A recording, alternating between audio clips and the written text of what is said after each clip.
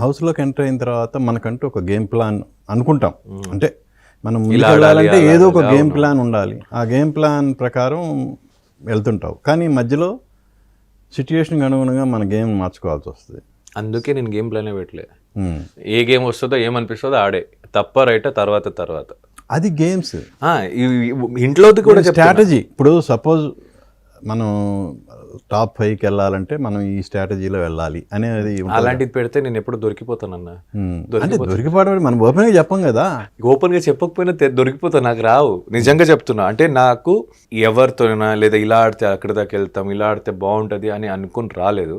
నేనేమనుకున్నా, ఎలా అనిపిస్తుందో ఆడదాం, ఎన్ని రోజు జనాలు ఇష్టపడి ఉంచుతారో అన్ని వారాలు మంది ఉన్నంత వారం ఎంజాయ్ చేసుకొని మనకు నచ్చినట్టు ఆడదాం. వద్దు అనుకున్నప్పుడు వెళ్ళిపోవడం, ఎలిమినేట్ అవుతాం, అయిపోయింది. అప్పటికే అక్కడికి జర్నీ అయిపోయింది అనుకుందాం తప్ప ఇంకేం అనుకోలేదు. నేను 2-3 వారానికి నేను వెళ్ళిపోతే ఇంటి నుంచి అన్నాను వాడిని. నేనేం స్ట్రాటజీ తీసుకొస్తానన్నా.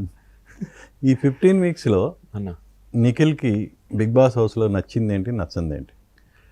నచ్చింది ఒక్క వీక్ పర్సన్ కూడా స్ట్రాంగ్ అవుతాడు అన్న ఇంటికి వెళ్తే, ఒకవేళ గట్టిగా పట్టుబడి నించుంటే.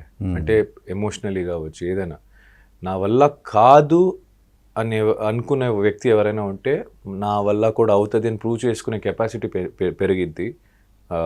నాకు కంట్రోలింగ్ పవర్ పెరిగింది నా ఎమోషన్స్ మీద. అండ్ చాలా నేర్పిస్తుంది. Value of food, value of time, value of words, value of actions, ఇవన్నీ నేర్చుకుంటాం.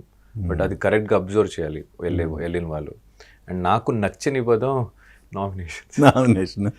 మా వాళ్ళతో గొడవ పెట్టుకోవాలి, లేదంటే ఇంకోటితో చేసుకోవాలి, ఈ గొడవలు ఇదే కొంచెం బాధగా అనిపిస్తుంది. బట్ అది ప్రాసెస్ అది.